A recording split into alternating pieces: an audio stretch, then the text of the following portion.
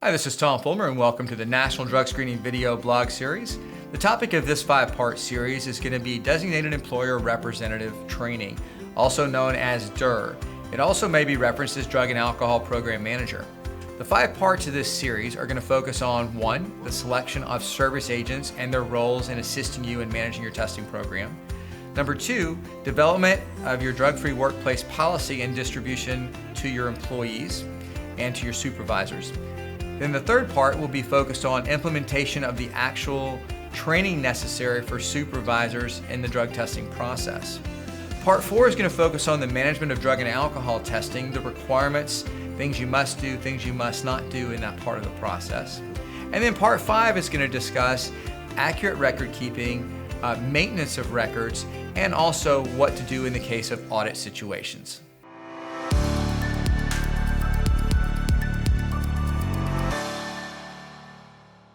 Welcome to part 2 of our DER training series. Today we're going to be talking about drug-free workplace policies and the role and importance that they are to a designated employer representative, or a DER.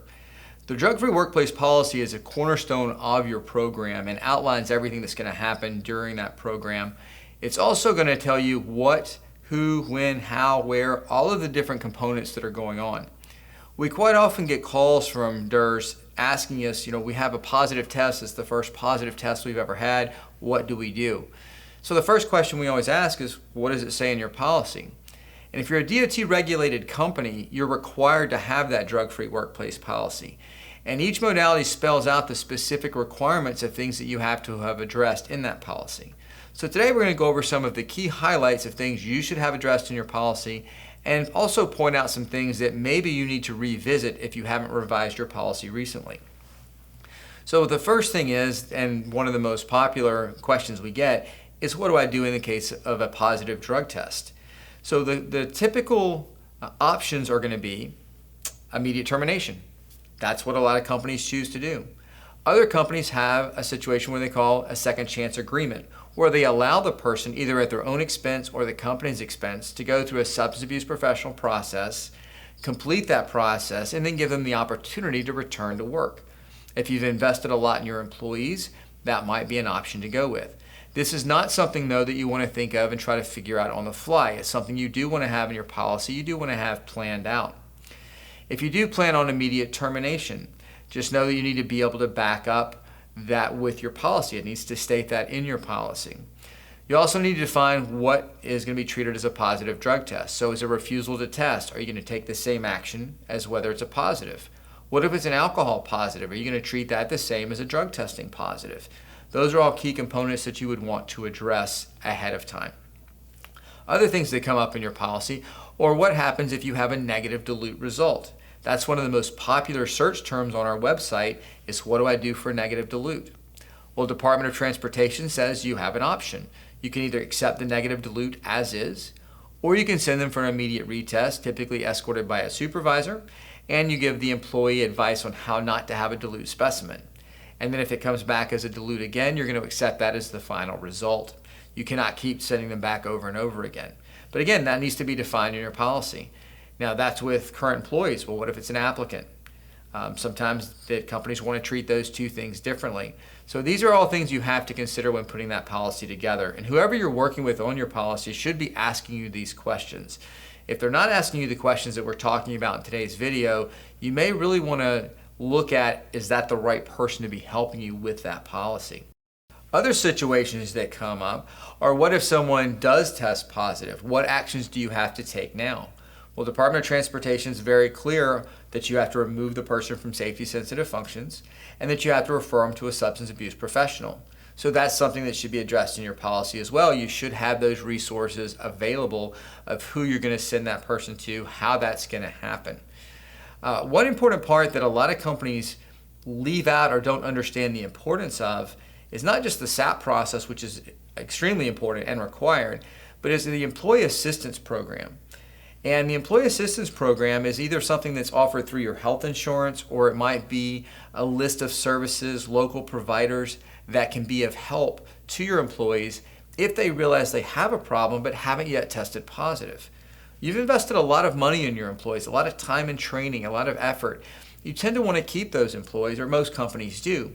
So having a good employee assistance program is important because if someone is having an issue, they're not likely to come to a supervisor and say, hey, I'm having a drug and alcohol problem, because now that supervisor is going to have to take action based on their responsibilities to the company.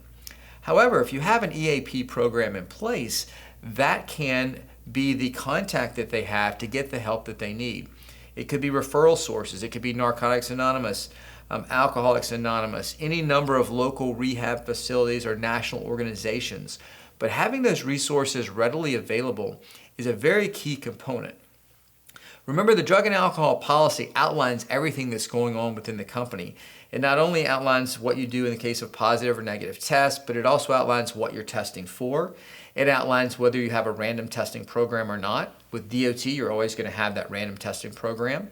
It talks about the drugs that are going to be tested for. It also includes employee education materials to know the harmful effects of misuse or illegal or illicit use of drugs and alcohol. And these are all things that are required to be provided to those employees. Typically, it's also going to have supervisor training materials to help your supervisors recognize the signs and symptoms.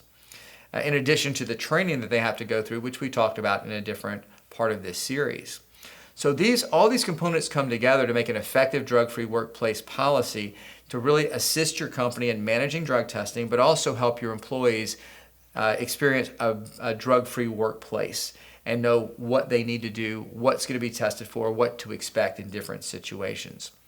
Now, one of the things with Department of Transportation, you're required to provide that policy, as with most states, to the employee. So you should have some type of disclosure or acknowledgement that the employee would sign off on saying they had received that policy. Also, any updates that might have happened, they received the training materials that went with that. And they want to time and date stamp that and make sure you keep that in the records as an employer as well. A key component too is the designated employer representative. What this whole course is about, what all of the series is about. The DER should be specified in that policy. If the employees or the supervisors don't know who the designated employer representative is, how are they going to be able to communicate? How are they going to be able to get questions answered? That should also be designated for your TPAs. They need to know who the DER is.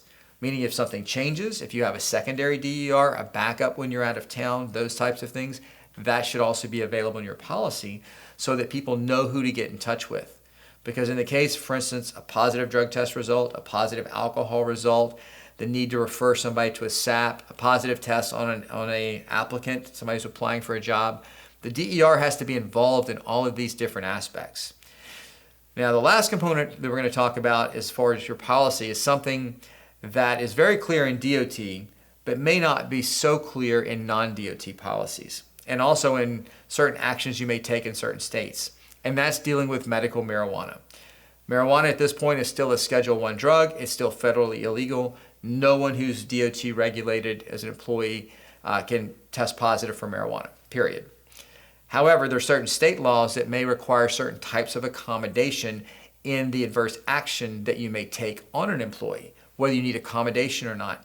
If your policy does not address medical marijuana at this point, you really should be looking at revisions and making sure that it does. Thanks for joining us for part 2 of the DER training, where we talked about workplace drug testing policies.